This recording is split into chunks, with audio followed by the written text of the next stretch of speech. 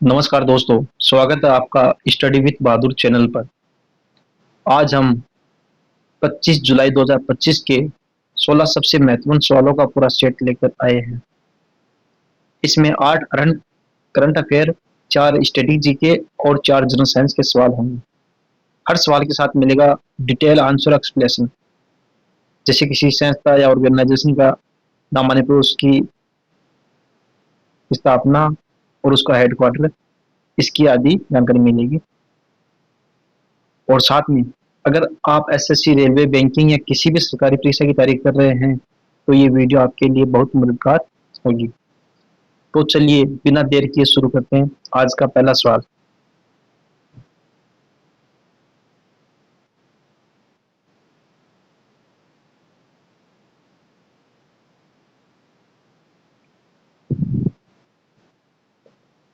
हाल ही में भारत के किस राज्य ने पहला AI climate action plan launch किया है? Which Indian state recently launched the first AI climate action plan? Option में दे रखा है महाराष्ट्र, गुजरात, तमिलनाडु, उत्तर प्रदेश। इसका उत्तर होगा महाराष्ट्र। चलो थोड़ा डिटेल से समझते हैं इसको। महाराष्ट्र सरकार ने देश का पहला एआई आधारित क्लाइमेट एक्शन प्लान लॉन्च किया है ताकि जलवायु परिवर्तन के प्रभावों को डेटा के आधार पर रोका जा सके। इसमें मशीन लर्निंग और आर्टिफिशियल इंटेलिजेंस का प्रयोग करके तापमान, बारिश, समुद्री जल स्तर आदि का पूर्वानुमान लगाया जाएगा।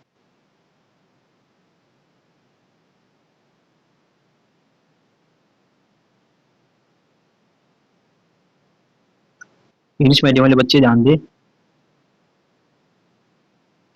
The Maharashtra government has launched India's first AI-based climate action plan to combat climate change using data-driven technology.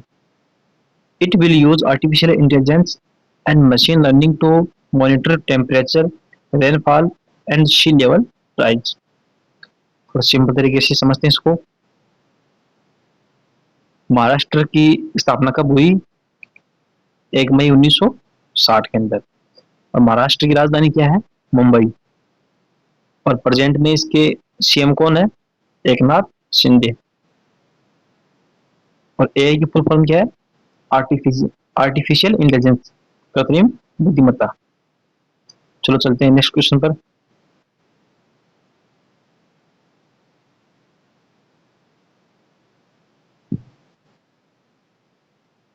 हाल ही में किस देश ने हाइपरसोनिक मिसाइल सहीन 3H का सफल परीक्षण किया है? इसमें which country recently conduct a successful test of the hypersonic missile Shaheen 3H? Option में है भारत, चीन, पाकिस्तान, ईरान। इसका सही उत्तर होगा पाकिस्तान। चलो थोड़ा डिटेल से समझते हैं। पाकिस्तान ने शहीन 3H एक हाइपरसोनिक मिसाइल का परीक्षण किया है जो परमाणु हथियार ले जाने में सक्षम है और 2750 किलोमीटर तक मार सकती है। यह मिसाइल भारत के किसी भी हिस्से को निशाना बना सकती है। इंग्लिश मीडियम वाले, Pakistan successfully tested Shaheen 3H, a hypersonic missile capable of carrying nuclear warhead with a range of 2750 kilometre. It is intended as a strategic deterrent. Simple तरीके से समझते हैं। जब पाकिस्तान का नाम है तो पाकिस्तान की राजधानी इस्लामाबाद है और वहां की करेंसी पाकिस्तानी रुपया है। शहीन का मतलब होता है बाज या फाल्कन। चलो चलते हैं नेक्स्ट क्वेश्चन पर।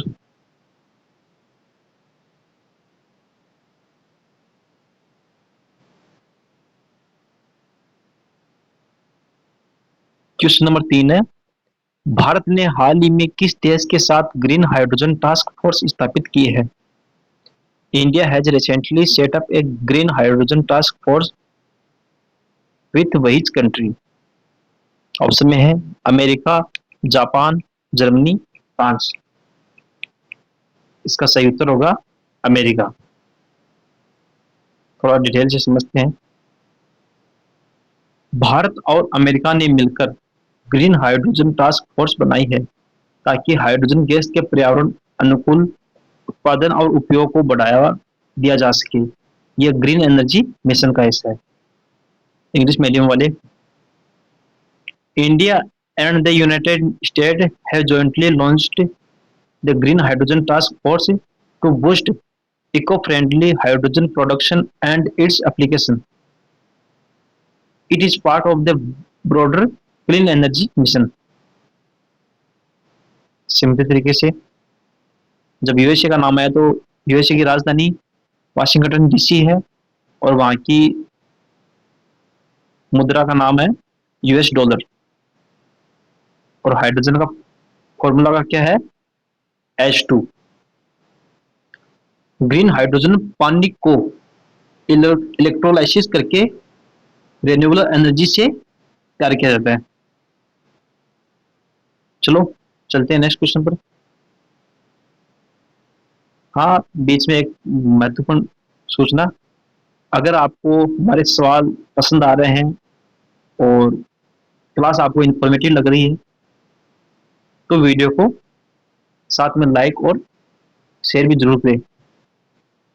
चलो चलते हैं कंटिन्यू। हाल ही में किस बैंक ने एआई वॉइस बैंकिंग फीचर शुरू किया है? Voice bank has recently launched the AI voice banking feature. Option में है SBI, State Bank of India, ICIC bank, HDFC bank, Axis bank. इसका आंसर होगा एआई वॉइस बैंकिंग फीचर शुरू किया है एचडीएफसी बैंक ने। चलो थोड़ा डिटेल से समझते हैं। एचडीएफसी बैंक ने पहला एआई वॉइस बैंकिंग सिस्टम शुरू किया है जिसमें ग्राहक गूगल असिस्टेंट और एलेक्सा से बातचीत करके बैंकिंग सेवा ले सकते हैं। यह सुविधा 24/7 उपलब्ध है, मतलब 24 घंटे उपलब्ध है। इंग्लिश मीडियम वाले,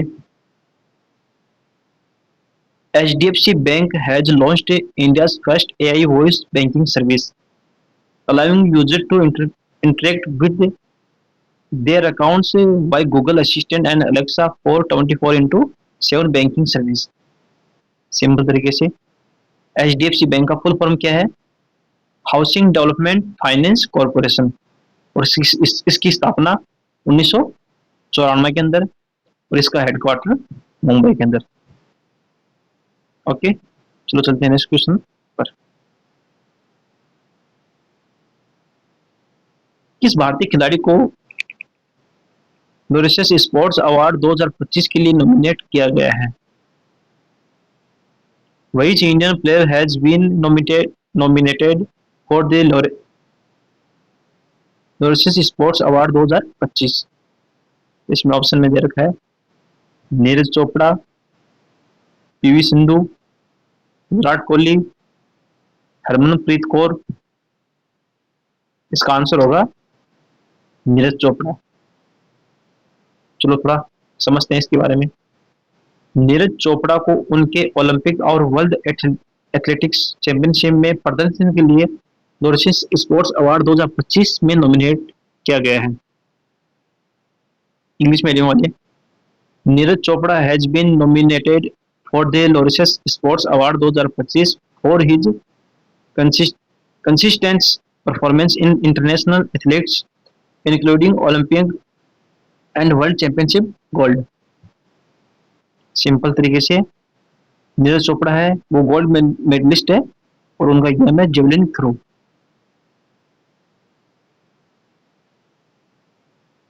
चलो चलते हैं नेक्स्ट क्वेश्चन पर। हाल ही में किस राज्य सरकार ने मुख्यमंत्री किसान मित्र योजना शुरू की है? Which state government recently launched the मुख्यमंत्री किसान मित्र योजना? ऑप्शन में दे रखा है राजस्थान, बिहार, उत्तर प्रदेश, मध्य प्रदेश। इसका आंसर होगा राजस्थान। चलो थोड़ा डिटेल से समझते हैं। राजस्थान सरकार ने किसानों को आर्थिक सहायता देने के लिए मुख्यमंत्री किसान मित्र योजना शुरू की है। इस योजना के तहत किसानों को 1,000 रुपए प्रति माह की सहायता बिजली बिल भरने और खेती के खर्चों के लिए दी जाएगी। इंग्लिश मीडियम वाले, the Rajasthan government launched the Mukhyamantri Kisan Mitra Yojana to provide one 1000 rupees monthly financial aid to farmer to support electricity bill and farming needs। जब राजस्थान की बात, जो राजस्थान के बारे में जानते हैं, राजस्थान के मुख्यमंत्री सीएम ऑफ राजस्थान भजनलाल शर्मा है और राजस्थान की राजधानी कैपिटल जयपुर है। इस योजना का मुख्य फोकस क्या है? डायरेक्ट बेनिफिट टू फार्मर, किसानों को सीधा लाभ मिले। चलो चलते हैं नेक्स्ट क्वेश्चन पर।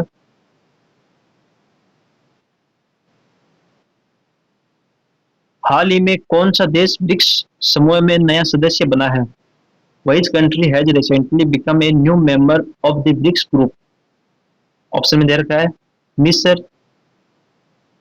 इंडोनेशिया, सऊदी अरब, नाइजीरिया। इसका सही आंसर होगा मिस्र, जिसको इंग्लिश में इजिप्ट कहा जाता है। चलो थोड़ा डिटेल से समझते हैं। मिस्र यानी इजिप्ट हाल ही में ब्रिक्स समूह का नया सदस्य बना है। कौन? मिस्र। इसका उद्देश्य दक्षिण देशों की अर्थव्यवस्था को मजबूती देना और डॉलर पर निर्भरता कम करना है। जब ब्रिक्स का नाम है तो ब्रिक्स में जानते हैं ब्रिक्स 5 देशों का समूह है और उसमें कौन कौन से देश शामिल है? चलो उनका नाम जानते हैं। ब्रिक्स के अंदर है Brazil, Russia, India, China, South Africa. English medium वाले, Egypt has recently joined the BRICS group which aims to strengthen emerging economics and reduce dependence on western financial system। थोड़ा डिटेल से, कैपिटल ऑफ इजिप्ट, मिस्र की राजधानी क्या है? Cairo, और उसकी करेंसी इजिप्टियन पाउंड है। और जब बताया देश की 5 देश कौन कौन से हैं? Brazil, Russia, India, China, South Africa. चलो चलते हैं नेक्स्ट क्वेश्चन पर।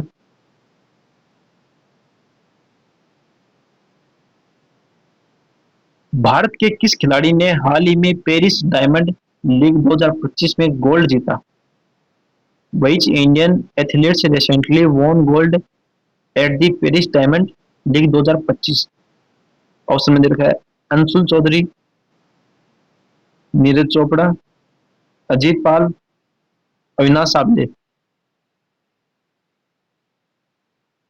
इसका सही उत्तर होगा नीरज चोपड़ा।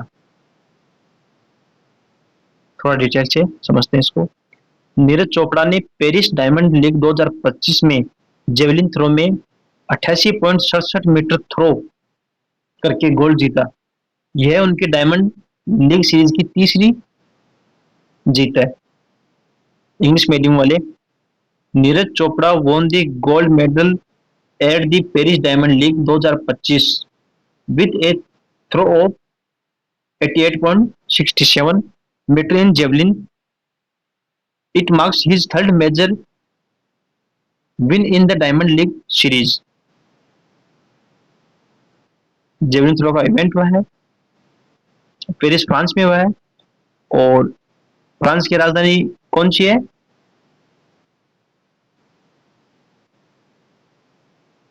फ्रांस की राजधानी का नाम है पेरिस और वहां की करेंसी का नाम है फ्रांस की यूरो। चलो चलते हैं नेक्स्ट क्वेश्चन पर। चलो उससे पहले, ये आज तक करंट अफेयर की आज 8 क्वेश्चन थे जो मैंने करवा दिए, और ये अगर आपको अच्छे लगे तो क्लास को लाइक और शेयर करें। चलो चलते हैं नेक्स्ट पार्ट, स्टैटिक जीके, जिसमें हम 4 क्वेश्चनों को कवर करेंगे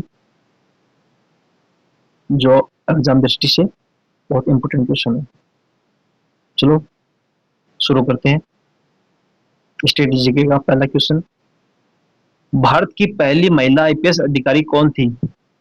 Who was the first woman IPS officer of India? Option में दे रखा है किरण बेदी, अंजना सहाय, रमाशंकर, आरती मेनन। इसका उत्तर होगा किरण बेदी। चलो समझते हैं थोड़ा डिटेल से। किरण बेदी 1972 में भारत की पहली महिला आईपीएस अधिकारी बनी। उन्होंने कई प्रमुख पदों पर कार्य किया और तिहाड़ जेल की सुधार प्रणाली में बदलाव लाने के लिए जानी जाती है। इंग्लिश मीडियम वाले, Kiran Bedi become India first woman IPS officer in 1972। She served in a various high-level posts and is known for her reform in the Tihar jail system। थोड़ा एक्स्ट्रा फैक्ट जानते हैं। आईपीएस का फुल फॉर्म क्या है? Indian police service. और इसकी स्थापना, नहीं मतलब इसकी एंट्री कब हुई? 1972 के अंदर किरण बेदी की। और इसमें फेमस पोस्ट कौन सी है? आईजी, तिहाड़ जेल के लिए। ये सिंपल फैक्ट है, इसको याद रखना। चलो चलते हैं नेक्स्ट क्वेश्चन पर।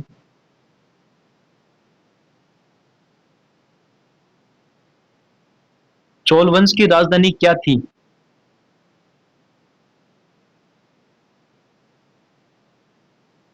चोल वंश की राजधानी क्या थी? What was the capital of the चोलाडेन सिटी? ऑप्शन में दे रखा है मदुरई, कांची, तंजावुर, त्रिची। इसका सही आंसर होगा तंजावुर। चलो थोड़ा समझते हैं डिटेल से। चोल वंश की राजधानी तंजावुर थी। यह वंश दक्षिण भारत में प्रसिद्ध मंदिरों और प्रशासनिक व्यवस्था के लिए प्रसिद्ध है। इंग्लिश मीडियम वाले, the capital of Chola density was Thanjavur, known for its temple architecture and efficient governance in South India। इसका रीजन क्षेत्र कौन सा है? तमिलनाडु है। और फेमस रिवर कौन सा है? राजा राजा चोला। और ये यूनेस्को साइट में है। चलो चलते हैं नेक्स्ट क्वेश्चन पर।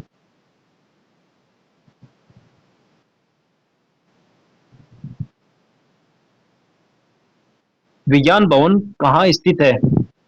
वेयर इज विज्ञान भवन लोकेटेड? ऑप्शन में दे रखा है मुंबई, दिल्ली, भोपाल, कोलकाता। इसका सही आंसर होगा दिल्ली। चलो थोड़ा समझते हैं डिटेल से। विज्ञान भवन भारत सरकार द्वारा संचालित एक प्रमुख सम्मेलन केंद्र है जो नई दिल्ली में स्थित है। यहाँ राष्ट्रीय और अंतर्राष्ट्रीय स्तर की सरकारी बैठकें होती है। इंग्लिश मीडियम वाले, Vigyan Bhawan is a premier convention centre operated by the government of India located in New Delhi and used for important national and international meetings। विज्ञान भवन की स्थापना कब हुई? 1956 के अंदर। और इसको कौन मेंटेन करता है? Ministry of housing and urban affairs. और जब भारत का नाम है तो भारत की राजधानी कौन सी है? नई दिल्ली। चलो इसको तो सब जानते ही हैं लगभग। चलो चलते हैं नेक्स्ट क्वेश्चन पर।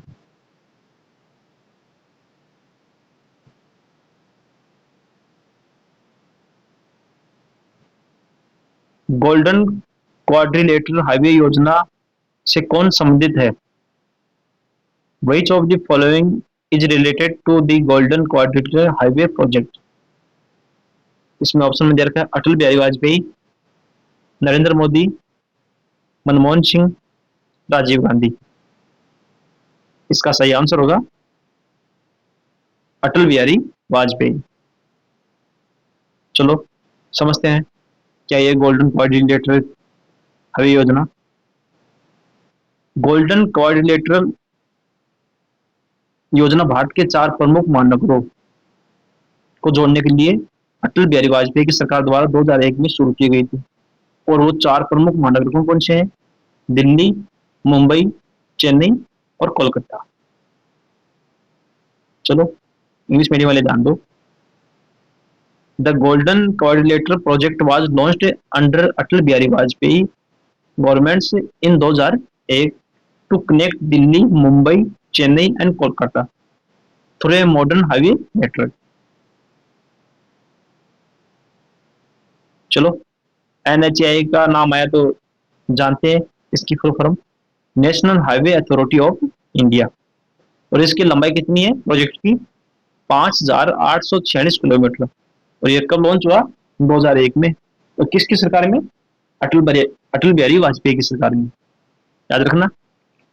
और दोस्तों, अगर आपको क्लास अच्छी लग रही है तो वीडियो को लाइक और शेयर करें।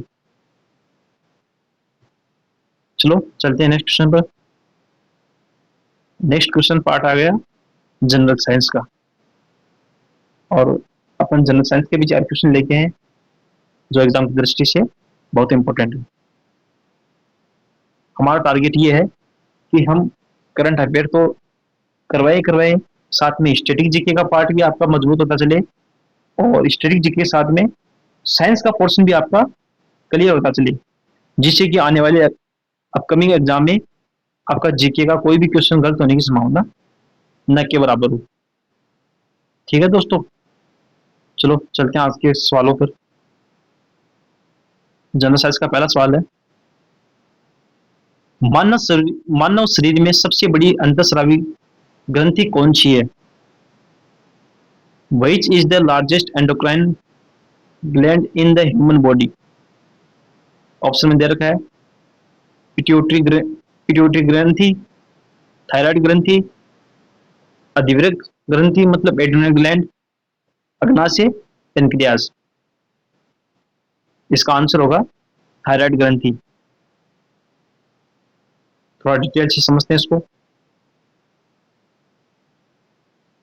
थायराइड ग्रंथि गले में ट्रेकिया वाइंड पाइप के पास स्थित होती है, और ये एक एच आकार की ग्रंथि होती है। ये थायरोक्सिन T4 और ट्राई आयोडोथायरोनिन T3 जैसे हार्मोन स्रावित करती है, जो शरीर के मेटाबॉलिज्म चयापचय को नियंत्रित करते हैं। यह ग्रंथि आकार के हिसाब से सबसे बड़ी अंतःस्रावी ग्रंथि मानी जाती है, साइज के हिसाब से ना। थायराइड का असंतुलन वजन, ऊर्जा स्तर, हृदय गति आदि को प्रभावित करता है। इंग्लिश मीडियम वाले, the thyroid gland located near the neck trachea is the largest endocrine gland in the human body.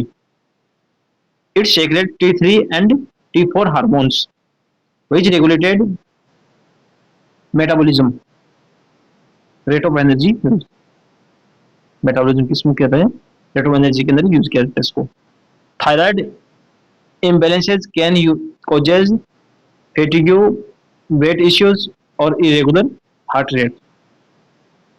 जब थायराइड का असंतुलन वजन असंतुलन होता है तो मतलब ये अनेक बीमारियां इससे प्रभावित होती है।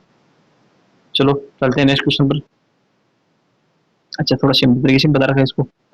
थायराइड क्या है? शरीर की सबसे बड़ी हार्मोन ग्रंथि है जो गले में पाई जाती है। इंग्लिश में वाले, thyroid largest endocrine gland in neck. Okay, चलो चलते हैं नेक्स्ट क्वेश्चन पर। ये बड़ा क्वेश्चन है, इंपॉर्टेंट, क्योंकि आम दिनचर्या के अंदर रोजाना काम में ले जाता है। नींबू का रस खट्टा क्यों होता है? उसमें कौन सा अम्ल होता है? Which acid is responsible for the source taste of lemon ice, lemon juice के अंदर? ऑप्शन दे रखा है हाइड्रोक्लोरिक अम्ल, एसिटिक अम्ल, सिट्रिक अम्ल, लैक्टिक अम्ल। इसका आंसर क्या है? सिट्रिक अम्ल। मतलब नींबू का रस से खट्टा किसके लिए, इसके लिए कौन जिम्मेदार है? Citric acid. चलो डिटेल से समझते हैं इसको। नींबू, संतरा, मौसमी जैसे खट्टे फलों में सिट्रिक एसिड पाया जाता है, याद रखना, ये बड़ा इंपॉर्टेंट क्वेश्चन है। क्वेश्चन कैसा भी पूछ सकते हैं कि सिट्रिक एसिड किस में पाया जाता है, और ये मतलब जो फल दिखा रखे हैं आपको, नींबू, संतरा, मौसमी, इन फलों के अंदर पूछ रहे हैं कि इसमें कौन सा एसिड पाया जाता है। तो आपको याद रखना है कि नींबू, संतरा, मौसमी जैसे खट्टे फलों में सिट्रिक एसिड पाया जाता है। यह एक प्राकृतिक कार्बनिक अम्ल है जो खट्टा स्वाद देता है, क्योंकि यह प्रकृति में अपने आप ही उत्पन्न होता है। सिट्रिक एसिड को खाद्य पदार्थों में प्रिजर्वेटिव सस्यक के रूप में भी प्रयोग किया जाता है।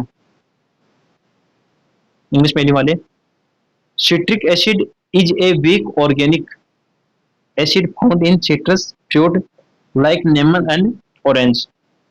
It gives the source. It gives the sour taste and also helps preserve food item naturally. ठीक, सिंपल तरीके से नींबू का खट्टा स्वाद किस कारण है, मैंने बताया दिया आपको, सिट्रिक अम्ल।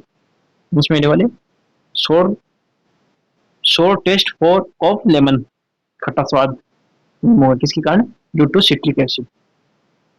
समझ में आया? चलो चलते हैं नेक्स्ट क्वेश्चन पर। दोस्तों क्लास का ध्यान रखना, अगर क्लास आपको इन्फॉर्मेटिव और अच्छी लग रही है तो वीडियो को लाइक और शेयर करिए। तो चलते हैं अपन क्वेश्चन नंबर 15 पर। पौधों में जड़ों से पत्तियों तक जल और खनिजों का परिवहन कौन करता है? पौधों में जड़ों से पत्तियों तक जल और खनिजों का परिवहन कौन करता है? In plants which tissue transports water and minerals from roots to leaves. इसमें ऑप्शन देगा फ्लोएम, कशेरुका मतलब जाइलम, पत्तिया लीव्स, छिद्र स्टोमेटा। इसका आंसर होगा कशेरुका जाइलम। चलो समझते हैं थोड़ा डिटेल से। जाइलम पौधों का एक वाहिकीय ऊतक वेस्कुलर टिश्यू है जो जड़ों से पत्तियों तक पानी और खनिजों को पहुंचाता है। क्या समझे आप? जाइलम का क्या कार्य है? जड़ से पानी को लेता है और पत्तियों तक पहुंचाता है, ऊपर तक। समझ गए? इसका कार्य एक ही दिशा में होता है, केवल नीचे से ऊपर, रूट टू टॉप। समझे आप इसको कि जाइलम का अर्थ है जाने, जाने से ले सकते हो, जाइलम अर्थात जाना, मतलब नीचे जड़ से पानी को लेकर ऊपर पत्तियों तक ले जाता है। ठीक, जाइलम में ट्रेकिड और वेसल्स नामक संरचनाएं होती है जो जल परिवहन में सहायता करती है। याद रखना इस चीज को, बड़ी इंपॉर्टेंट लाइन है। इंग्लिश में वाली, xylem is the plant's vascular tissue that carries water and minerals upward from roots to the leaves. It conducts in one direction. Only one contain tracheids and vessels for support and transport. Simply notes के अंदर xylem केवल ऊपर की ओर जल और खनिज ले जाता है। इंग्लिश में वाले, xylem water and minerals root to deep only. समझ गए? जाइलम का आ गया तो समझ गए आप, जाइलम मतलब जाना, अर्थात पानी को नीचे से ऊपर लेके जाना। ऑप्शन में फ्लोएम दे रखा है, तो फ्लोएम के बारे में थोड़ा समझ लेते हैं।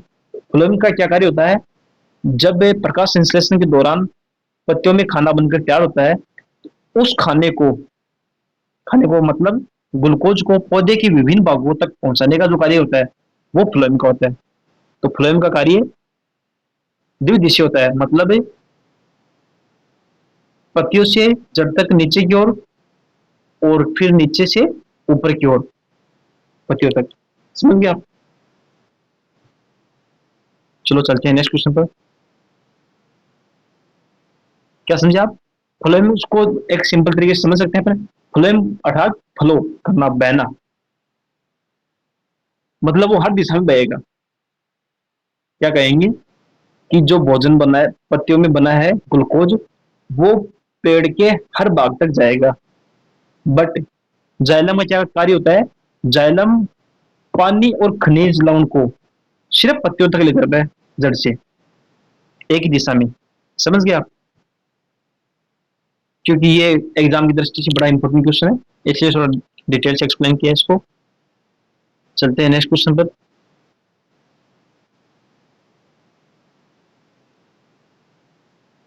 रक्त में कौन सा घटक शरीर को रोगों से बचाता है?